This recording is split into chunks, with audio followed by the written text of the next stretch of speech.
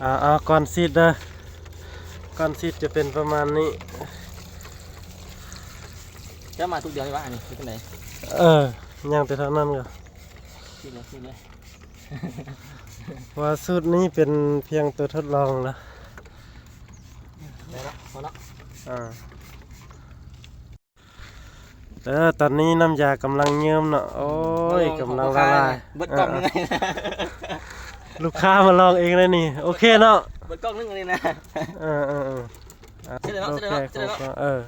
ตัวนี้สำหรับยางมักตอยเด้อละลายหมดเลยยางมักตอยครับใช้เวลาโดนเนาะเดี๋ยวมันติดอยู่หัวกระเซ็ต2 เท่าเอาแม่นแล้วตัวเล็กมันก็ได้ซีดขึ้นถ้าซีดรอบเดียวนึงมันก็บ่ได้หมดลายได้แม่นบ่กระป๋องนึงก็ได้ตั้งเวลาป้ารถนี่งามขึ้นมาเลยเห็นป่ะ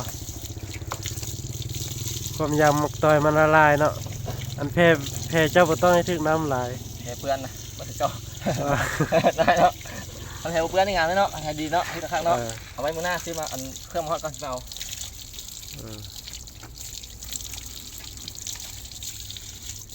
เอาเสร็จเลยซะตัวนี้โอ้ยออกเป็นแผ่นเลยตายคิดโฆษณาเลยไหมโฆษณาทำอะไรวะโฆษณาแล้วก็ทำอะไรพันที่เอาไปขายช่วยวันนี้เป็นตัวแทนโอเคคักลาย